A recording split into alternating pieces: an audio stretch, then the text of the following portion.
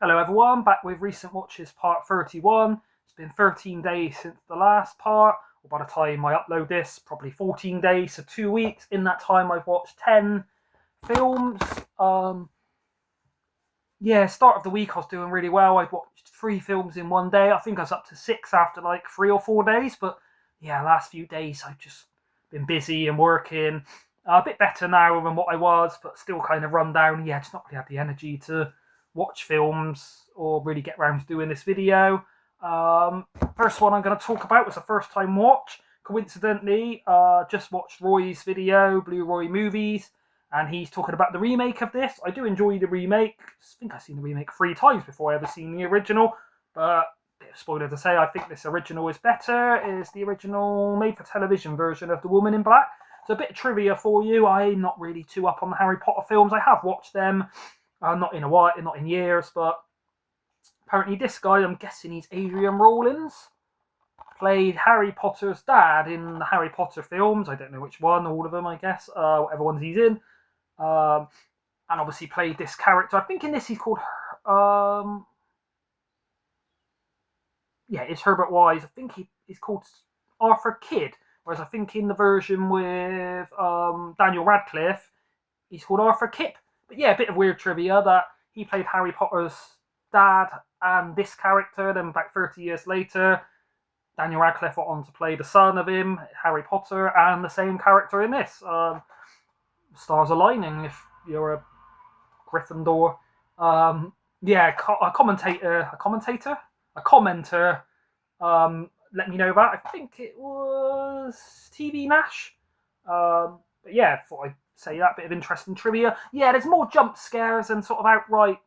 Feels like more of an outright horror film. I've got it right here to hand. The Daniel Radcliffe version.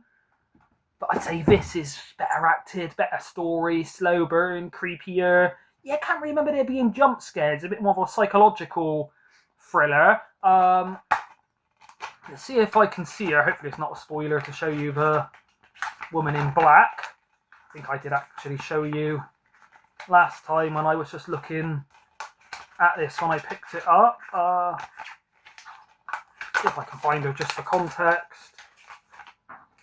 So yeah, quite creepy. It's just a normal woman in makeup, and for me that makes it more creepy and poignant than the original where, I can't remember if it's CGI, it's just an image pops up, say, of like a creepy woman with like a veil. She looks more like a ghost, whereas this kind of looks more like a woman.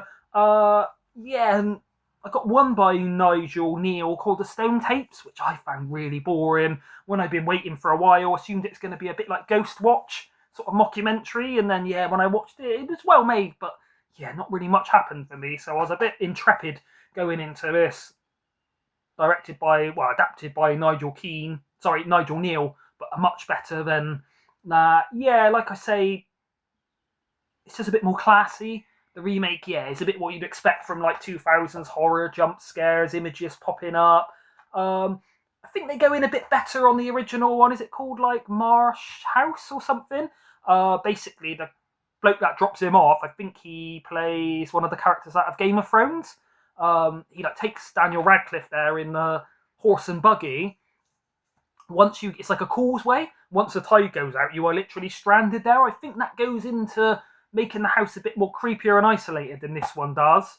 But everything else from the acting, the score, sort of psychological build-up, the slow burn, the story. I'd say everything's better in this. Can't remember what I gave. I don't think I've actually reviewed The Woman in Black since I've been doing this series, but say I gave that a 7. I'd give this one an 8.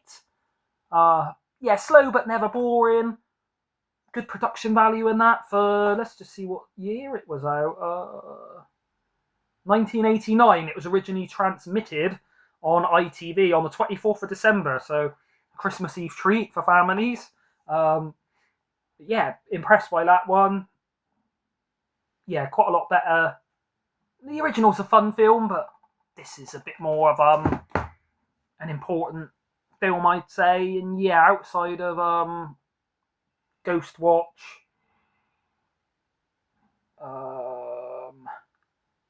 Salem's Lot, and Dark Knight of the Scarecrow. I'd say that's one of the best TV adaptations I've seen, maybe in like the top 3. Not that many TV adaptations, to be fair, but been quite a horror-themed week this week. This one, watched this with my friend. Told him about it before, and he always said it sounded funny and interesting, but never sort of showed it to him. And yeah, he thought this was genius. So do I. Yeah, it's just so cleverly written. Won't go into too much what happens, but there's these 2 guys that like live in the backwoods. They're like locals, and then these teens come, and they, through circumstance, it's played out very cleverly where the teens will see something happening from a certain angle. They basically think Tucker and Dale, you can see them on the front, are like evil, are like backwoods killers, and they're killing them. But not really a spoiler to say they're not. But the teens are so scared they'll literally throw themselves into a wood chipper, thinking Tucker and Dale are going to get them, impale themselves on a tree. But yeah, it's just so cleverly done, so well writ, genuinely funny. It's a bit when the police turn up basically, and this guy who actually played Pirate Steve in Dodgeball. Yeah, for a while I was saying to my mate, it says he's in Dodgeball on the back of here. We couldn't place which character, and then my mate was like, it's Pirate Steve. I was like, well, he's not a pirate in this one, but yeah, basically a police turn up. He's like, oh, hello, officer. We've had a real doozy of a day. But yeah, there was a few bits where me and my mate, we were drinking when we was watching it. Probably a good film to watch while drinking. But yeah, it's not just like a throwaway, well, I wouldn't say throwaway horror comedy, but it's not just another horror comedy. It's more intelligent, more clever. You know, there's been some like Black Sheep, Evil Dead 2, that are, you know, are good horror comedies. They've got intelligent enough script, but yeah, this is just really clever. The way it sort of sets it all up. So really clever sort of script writing and things, and you're kind of in on the in-joke that these 2 aren't trying to kill them, or at least you don't think. Yeah, I'm not going to say what happened, this sort of spoilerish, whether it turns out they are the killers and there's a twist, or it's just, but yeah, really clever the way it's sort of played out. And yeah, one of my favourite horror comedies outside of Brain Dead by Peter Jackson and Return of the Living Dead. I do like the Evil Dead films, but it's probably my 3rd favourite other than those ones. Yeah, I give it an 8.5 out of 10. Even if you're not into horror, it's not too gory and things, and when it happens, it's kind of funny. Directed by Eli Craig, which is why I bought Clown in the Cornfield, thinking this is so good, Clown in the Cornfield's going to be good, but it wasn't. Didn't hate it as much as some people. I know Sam didn't really get on. I think I gave it like a 5 and said it was average and traded it in. But yeah, I think he's done another film which I did quite enjoy, this Eli Craig. But yeah, this is the strongest film I've seen by him. 8.5, genuinely funny. Starring Alan Tudyk, that was out of Dodgeball, and Dell, that was out of TV's Reaper, where this guy like met the devil. It was like a sitcom with, what was his name, out of Dead End and Twin Peaks. He's in a lot of David Lynch films. He's in it, and so's Lin Shaye. But yeah, would recommend Dead End if you haven't seen it. Yeah, this guy here is the one out of Reaper. But yeah, if you're interested in TV series, yeah, I would say Reaper's quite an interesting one to go back and watch. But yeah, 8.5, really enjoyed it, really funny. Going from really funny to one of the most depressing, say disturbing. There's a few scenes of graphic violence and things, but it's more just a depressing film. It's I Stand Alone. So this is Gaspar Noé, or Gaspar No. Yeah, sorry, I think Ash from Popcorn and Horror said it's pronounced Gaspar No.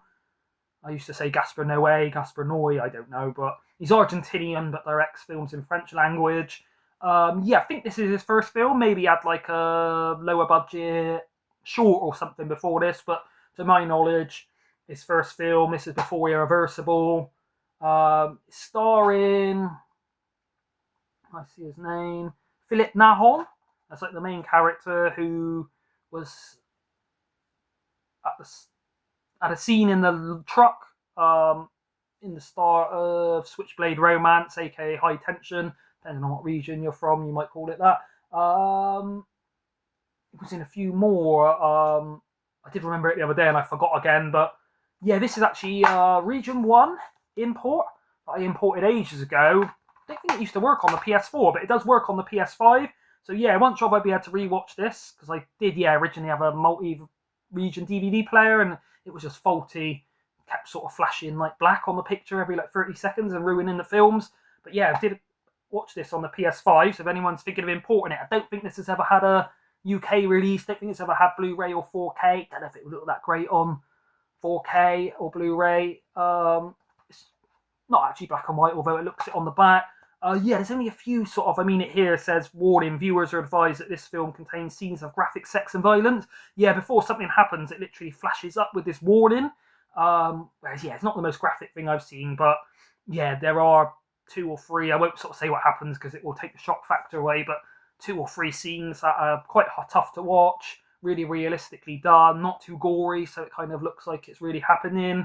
I'd say it's more of just a depressing film. First time I watched this, the next day I sort of had quite a gloomy, morose feeling about me, but after this watch, felt quite bleak the next day, but not as, depressed. But pretty nasty stuff, very experimental. I will say the main thing I remember is a lot of weird camera angles and white noise and things like you get from Irreversible and Climax and a lot of Gaspar Noé's films, but the main thing I would say is the way it's edited, it will say zoom into, the guy's face, and then it will make a gunshot noise really loud, then clip to the next. So there's jump scares every 1 minute, but it's not done in a kind of throwaway jump scare. The way it's edited, it will sort of zoom into the guy, focusing on his face, and you just hear a loud bang, and it will just cut to the next scene. But I don't think it's just interpolated into it just for the shock factor. I think the way it's edited and the way the film is, it kind of does work in that. Slow but not boring. Well made, arty, not really that low budget. Not too much happens, but it kept me interested. Not my least favourite Gaspar Noé film. I think Enter the Void. That's about 3 hours. That have body astral projection and people having sex in a hotel. And I didn't really like that one. I'll have to go back and watch it. Not as good as Irreversible good, or more of a experience, but not as transgressive or entertaining as Irreversible. Definitely not as good as Climax. Probably better than Lux Aeterna. I've got quite a few Gaspar Noé films. They're all messed up. This is one of the most messed up. Probably not as bad as Irreversible. Is kind of known for that 9-minute scene or whatever, and the fire extinguisher scene. But I will give you a clue. Something happens to a pregnant woman in this that is very tough to watch. I give that a 7.5. It's a well enough made film, but it's not the kind of one you're going to enjoy while eating popcorn, and it's not a light fare, put it that way. This next one, first time watch. Only picked it up recently. Been on a bit of a Dario Argento kick. Let me show it to you. It's Inferno. So this is pretty much the sequel to Suspiria. Really colourful, really stylish, amazing music. Strangely enough, it's going to sound weird, but I think this music inspired the Sega Mega Drive game creators, because I can't remember what it is now. When I was watching it, I placed it. Might be out of Streets of Rage or Revenge of Shinobi, but there's one sound sample they definitely take and put in a Mega Drive game. The Mega Drive games were coming out about 92, and this was originally... I don't think it tells me as usual. I'm guessing late 80s. I can't find it on here. But they basically sampled the style of music in a Mega Drive game, and then there's a bit in, everyone's played Sonic 2, I'm thinking Marcus from X4 2708 might know what I'm talking about.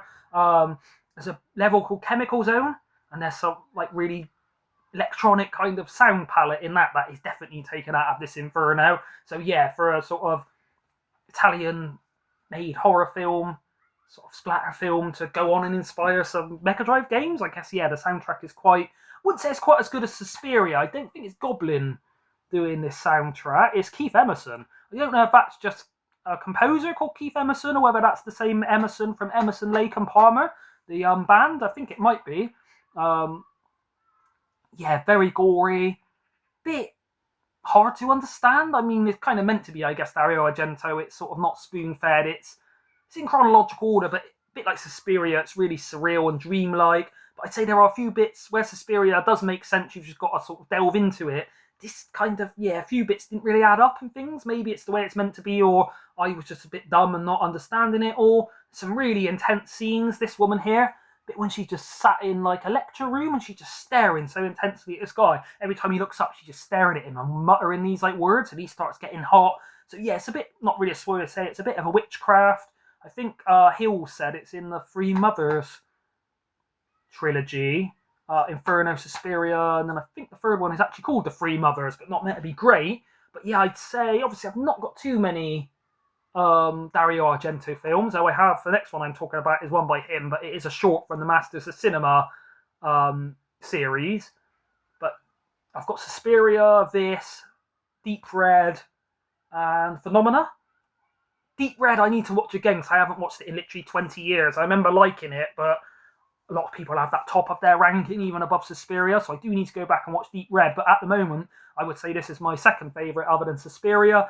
It doesn't say on the back anything about it, which I'm quite surprised about. Like, just says 18 in general, but I thought it would say warning graphic animal violence, animal cruelty, because yeah, for you cat lovers out there, there are some hard scenes to watch with the cats.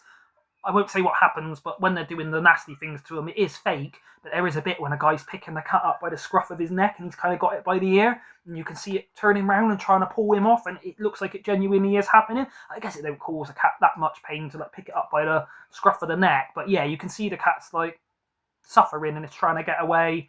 And then the old man is going to do something horrible to these cats, is all I'm going to say. And even though he succeeds in doing it, and it's quite upsetting, obviously it don't really happen, but here within the context of the film, the cats die. Once he does the horrible thing, he kind of falls in the water and drowns. Well, he's not even, he's going to drown. He's like disabled. He's got these like crutches, but then it's not really a spoiler to say he gets eaten alive in slow graphic detail by these rats.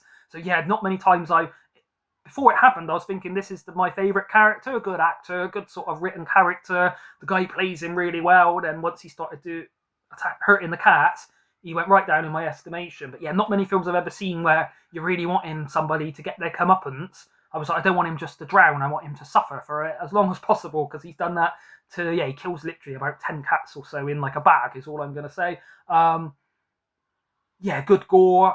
One of the set pieces when the woman's, I think she's like wrapped up in a rug and then she falls through the skylight, and it's filmed from above the skylight all the way to the floor. I don't really know how he did that camera shot. He's always known for having some good set pieces in his films, but probably even better than any set pieces in Inferno. The colours and that absolutely pop in. Soundtrack good. Yeah, really impressed with this. I think if I gave him Suspiria 8 point, I think I gave that a 9.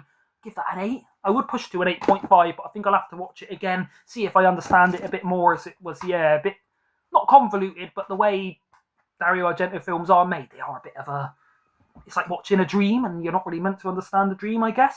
On to another Dario Argento, this one only an hour long, is Jennifer, off of these Masters of Horror Volume 3, which was sent to me by Hills on the Hunt. I have seen all the rest, but yeah, I went back to watch this Jennifer. Insane. Not the best film. Yeah, I'd probably rank it like lower than the other Argento films I've previously mentioned, but can I say, I mean, I don't know if I'm going to spoil it because it's German on the back. I don't know how much I can say, but it's kind of about this bloke finding a woman on the road, and she's not a normal woman. She's got like a normal body, but yeah, I don't really want to spoil it. I don't know if I am spoiling it, as it might actually say on the back, man driving a car meets a woman. This woman is not all she seems, but because I can't read the back, I don't want to give it too spoilerish, but I will say it's quite twisted. Not just gore and violence, but yeah, he basically finds this woman. She's a bit like feral. No one knows where she's come from. He takes her home. She's got the body of a normal woman. I say normal, like very attractive body, but without being mean, a bit of a hideous face. I won't say too much because you don't really see the face till later, but she doesn't come across as a normal human, yet the main character is like having sex with her and stuff, and it's kind of hard to believe because I'm like, even if this woman's got a nice body, you know she's like not human. Like, how low will some men sink for the object of lust? So I guess, yeah, maybe it's a bit of like a meditation on like lust, and yeah, even though this woman's probably dangerous, not human, has a scary face, this guy's still willing to have sex with her. But yeah, I'd say the main plot of this is a man having sex with a twisted, monstrous-faced woman. Kind of, yeah. Can't really say too much because, yeah, I don't know what I'm spoiling because, yeah, I don't really know what it tells you on the blurb. Yeah, probably my least favourite of the Dario Argento films, but not bad. And yeah, I've seen worse releases on this Masters of Horror. It does only have 4 on here, but I do have them on DVD. There is another one by Dario Argento in the series called Pelts, which stars Meatloaf, and it's about someone that hunts and skins animals, getting their comeuppance. I would say that is slightly better than this Jennifer, but yeah, probably the most out there Argento film I've seen, and that's saying something. Yeah, I give it a 7. It's entertaining, but it's weird, and it's only an hour long, so you don't get too much time to like expand the premise. This next one, yeah, genuinely one of the hardest to watch films I've ever seen. Watched it years ago and found it quite gross in terms of the gore and how like intense it is, but it's more like the cannibalism aspect. Not really a spoiler to say. It's got cannibalism. It's called Meat Grinder. It says here, Saul was just an appetizer. Welcome to the main course. Probably the most graphic gore film ever released in the UK. It's probably up there, to be fair. 18, contains strong gory violence and horror. It's a Thai. Is it Thailand or Taiwanese? It's saying the language THAI, so I guess that's Thailand, whereas it's Taiwanese, the language I guess is TAI. So yeah, I think it's from Thailand, which I don't see too many films from Thailand. 102 minutes, from 2009. Yeah, it's not just gory, she's literally grinding people up, serving them as meat, and I guess most people find cannibalism quite gross when it's in like Texas Chainsaw Massacre. A lot of things like hidden it, whereas this not only shows people eating it, the way she prepares it, she's literally like cutting the meat from the bone, putting like their whole arm through a meat grinder, and it's coming out as like she's like turning it, and it's coming out as mint. Yeah, it is quite gross. If you find, I expect most people find the thought of eating human flesh disgusting, then this really goes in on that premise. But for me, what made it disgusting, I really struggle in films with eye violence, so like the bit in Zombie Flesh Eaters with the splinter to the eye, but more so even fingernail stuff. So I was saying to Marcus and Ash in our group, Lords of Darkness on WhatsApp, I think when someone gets beheaded or skinned alive, you know it's going to hurt. Well, maybe not a beheading as much if you're instantly dead, but you know, these kind of horrible deaths in horror films, it's hard to relate to. So I imagine it would hurt a lot being skinned alive. It's hard to know. Whereas everybody's broke their fingernail or crushed their fingernail, you know, had been poked in the eye, so you can kind of relate to those smaller injuries. So yeah, trauma I find hard to watch, but touch wood, I can't relate to it too much. Whereas fingernail stuff, it just makes me cringe when you see someone like grab the floor and their fingernails break off in a film, or you know when she called the senator's daughter in Silence of the Lambs is down the well and she's going to get the hose again, and you can see all the broken fingernail. Yeah, fingernails being broke off, bent backwards. That really cringes me out. And this goes there more violent than ever. It's a bit of a spoiler, but I will tell you, basically, she gets this guy before she like makes him into meat. She gets his like hands, I don't know if you can see it, like flat on the floor, but like above him like this, and then she gets a hammer and literally nails through his nails, no pun intended, a nail so it's stuck in the floor, and he's sort of crucified to the floor with all of his fingers nailed down, and that really made me cringe. Wince, I guess is the right word, not cringe. Cringe is more like when you cringe out of embarrassment, like when you watch Will's Briefcase in The Inbetweeners, whereas, yeah, more wince, I would say. I think, yeah, was the word Marcus used. That's bad enough, but when he tries to escape from it, he's slowly lifting his fingernail, and obviously where the nails are like the widest flat part and it hasn't gone all the way through, he's literally trying to like get his fingers up, and I imagine how much it hurts. He's like screaming, and all his fingernails are like flaking off, and when he tries to pull it over the nail, it just makes him mad. Yeah, that really made me wince more than most scenes I've seen in any film. But yeah, it really does go there with the violence. It's actually a well-made film.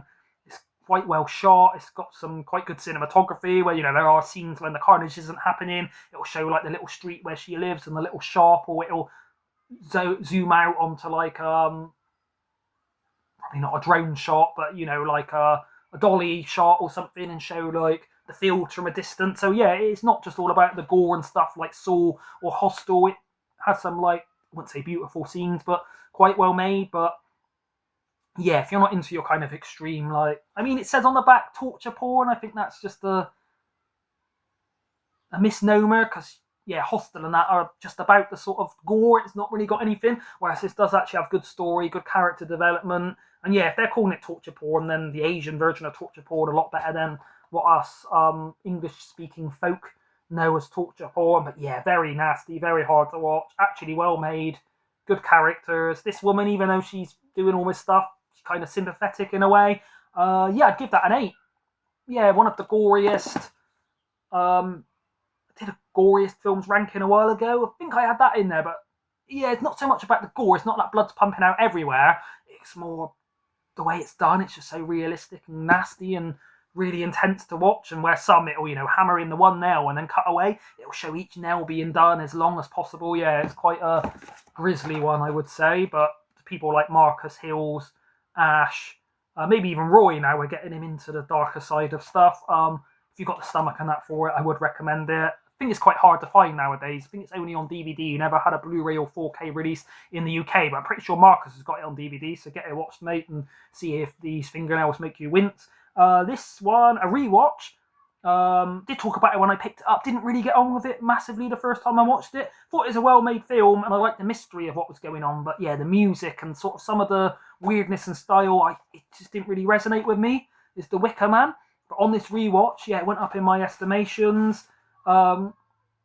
Say the songs that they have in the background, I didn't mind the music of that, what's it singing about? Corns, Rose of Corn or Bonnie or something. The actual music in that wasn't too bad. It was quite a nice little folk song, but the lyrics I did find, I wouldn't say cheesy, but I guess back then you could relate to that when your whole life was about harvesting and growing corn in a field, whereas nowadays it did seem a bit of a quaint, weird song. I did like the Johnny Go Gently song. Quite sort of, let's say, graphic lyric. Yeah, very sexualized film, a lot of nudity. One of the standout parts for me in this was seeing, can I find her name? Ingrid Pitt. There's a bit when she's naked in the tub. I mean, you do also see Britt Ekland nude and pretty much everybody in it, but I suppose it's only a 15. Yeah, it's not got that much. I mean, when the violence is not really gory or anything, it's quite a tame film. The horror side is more about the psychology and the build-up and the sort of mystery of why everybody on the island is such a freak. But yeah, I'm surprised it's a 15, really, because it's just nudity all the time. Yeah, like I was saying, the actual music, the score, this time round didn't bother me as much. It was more the songs the people sing. So there's a song when Britt Ekland's like doing her weird dance. Yeah, I found that a weird song. It's a bit of a musical, really. Sometimes a character will just be talking, and then they'll suddenly break out in song, start dancing on their own and things. I found a bit weird.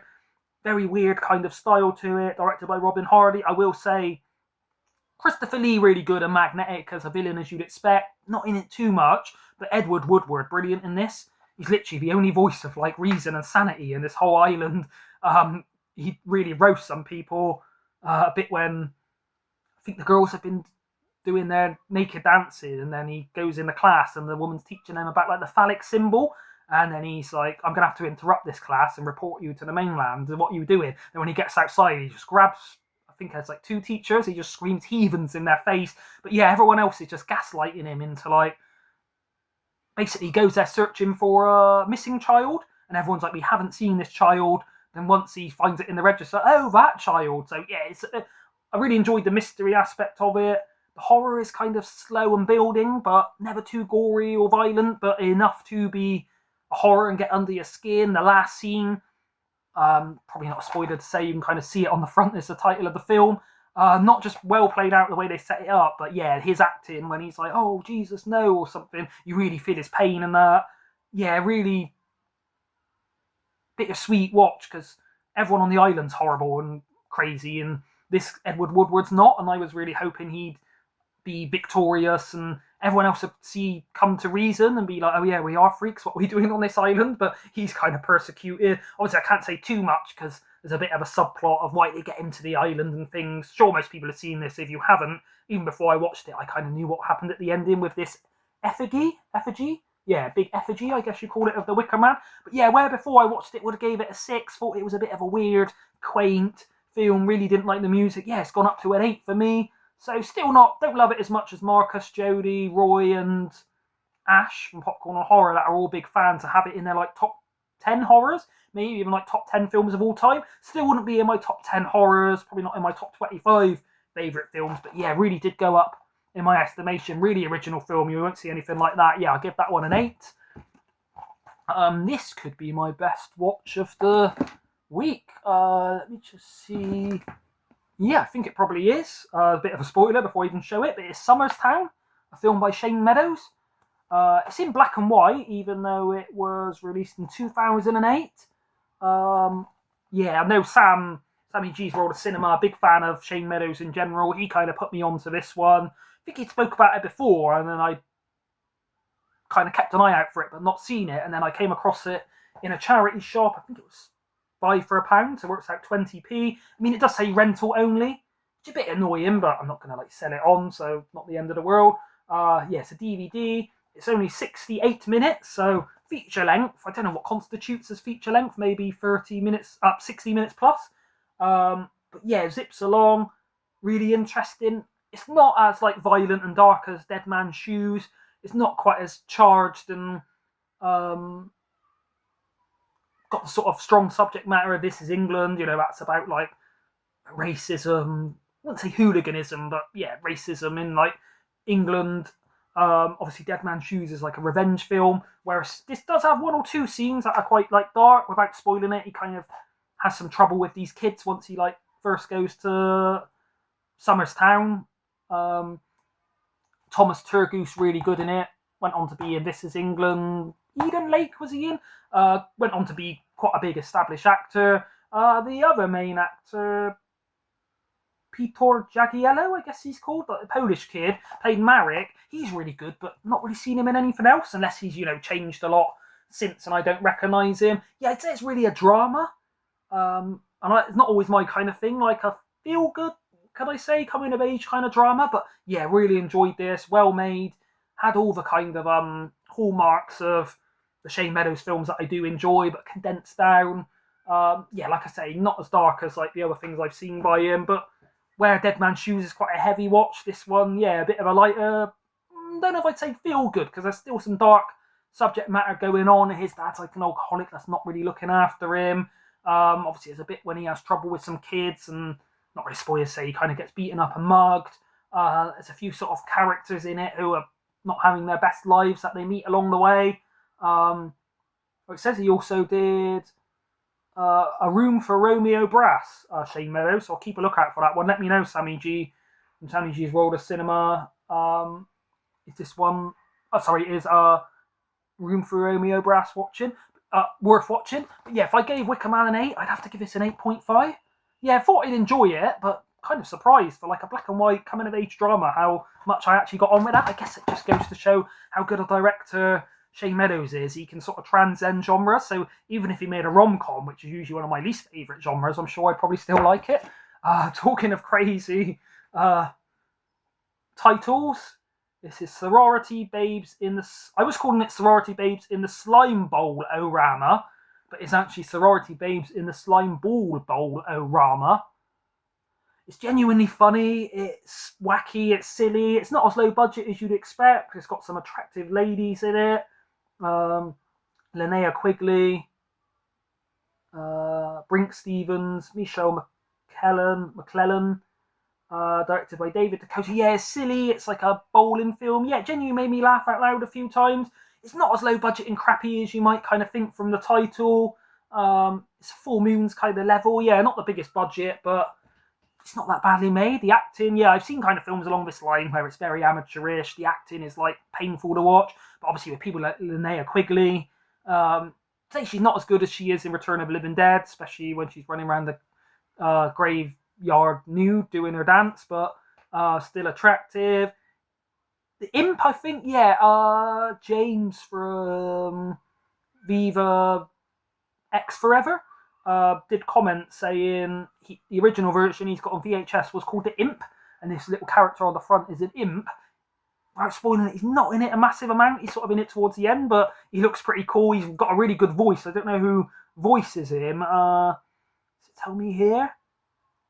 Sounds a bit like Dave Earl Jones or somebody. No, I can't see. Let me know if you know. I'm sure James, the Master of Obscurities, will know who voices the Imp. But yeah, I think this sells it a bit better, being called about the bowling, temping bowling kind of thing they go to. Because yeah, the Imp's not in it massive. When he is, he doesn't do that much. Can't remember it being that slimy, but I guess he's made the slime. That's why they're calling it Slime Ball Bowl-O-Rama. But yeah, for this kind of popcorn entertainment, low budget, silly comedy horror, yeah, better than it kind of you'd expect. Yeah, acting's better than I thought. It's quite well made. It's well shot. Some of the scenes look good. Script and that ain't too painful for some of these. The sort of dialogue they speak. It just sometimes you'd be like, no one on earth has ever said that. Yeah, cast pretty interesting. Music quite good in it. Yeah, enjoyed it overall. Yeah, I'd say it's a B movie, but it's one of the better ones. Yeah, I give it a 7.5. I think is fair. Yeah, really nice addition as well. But yeah, that was a first time watch for me. 80s, 88. But yeah, like me, you'd slept on it for a long time and never watched it. Go and get it watched. It is actually, yeah, quite a well made and entertaining film. That's a thing for me. As long as films are entertaining, they don't all have to be like the best. I've said before, some really well made films that I find slow and boring. Some bad films that I find really entertaining and hilarious, like say Troll 2 or The Room. But I've always said I'd rather watch a badly made fun film than a well-made boring film. Talking of fun films that aren't boring, this next one is absolutely insane. Vampire Girl versus Frankenstein Girl. It's made by the people that do Tokyo Gore Police and Meatball Machine, which I think I've spoken about both of those on the channel. Two of the most goriest, insane films ever. This one directed by Naoyuki Tomomatsu and Yoshihiro Nishimura. Can't say I've heard, obviously a lot of these kind of films. So Tokyo Gore Police and Meatball Machine, I think, are done by the same director. I can't think of his name off the top of my head. Let me just quickly check, just in case it is one of these two. It's a very similar style. Oh yeah, Yoshihiro Nishimura. So he's directing, say, Tokyo Gore Police on his own, whereas he does this with somebody else. How long's this gone on? This is the last one, so I'll give this 5 minutes. It was apparently a response to Twilight and Let the Right One In. A very shocking response. High school student Mitsushima receives Valentine's Day chocolates from new student Manami. Little does he know that the chocolates contain traces of Nomami's vampire blood. He gets infected from eating them, and Nomami confesses that she wants to live with him forever as a vampire. Kiiko, Mizushimu's girlfriend, sees the two on the school rooftop kissing and in a jealous rage attempts to throw Nomami off the roof, but instead falls to her death. However, her mad scientist father, Kenji Furano, resurrects her as Frankenstein Girl. So yeah, there's I don't think you can see him on the back, but her father is like an Igor. He's literally got hunchback and he's like Frankenstein's sort of Igor character.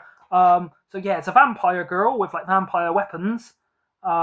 Fighting against the Frankenstein Girl, where obviously she's kind of robust, can't be killed, can take a lot of damage, and they're fighting over a guy, gore. They're not just fighting each other, there'll be bits when, other characters are involved. It's a gore fest, it's genuinely funny, it's absolutely bizarre, it's weird. It's got a really good little, is it Korean?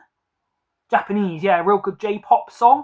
I'm not going to sing it, but maybe if Sam watches this, he can sing it for you on one of his videos. But yeah, really catchy little Japanese pop song sung in English. Good soundtrack. Contains strong gory violence. It's not just gory in that; it's wacky to the point where some of the costumes and the decisions are just bizarre. But yeah, if you're into these wild, gory, kind of like a anime sort of turned into a film. Yeah, if you're into like Ichi the Killer, Tokyo Gore Police, Adam Chaplin, Miike Takashi kind of stuff, then yeah, I think you'll get on with this. But it's surreal, it's wacky, it's gory, it's silly, it's over the top, it's ridiculous, it's laughable. Sometimes you're laughing at, not that badly made, you're laughing at the decisions. Other times you're laughing because it is meant to be funny. Yeah, just a really wild film. Like I say, super gory, over the top, bizarre. So yeah, bits when she'll literally create these two, I don't know if you can see that, two swords out of blood come out of her hands, and then Frankenstein Girl's made up of like other body parts. So I think she's got like the feet of someone that was like good at kicking in martial art. Then she'll have like the torso of someone that was a bodybuilder, like kind of make her into like an ultimate weapon. But yeah, it seems a bit far to go for these two to fight over this boy. But yeah, you've seen classics, so I use that word lightly, such as Suicide Club and Meatball Machine, Tokyo Gore Police, then yeah, this is up there as good as those. I think it was the first time I'd actually watched this.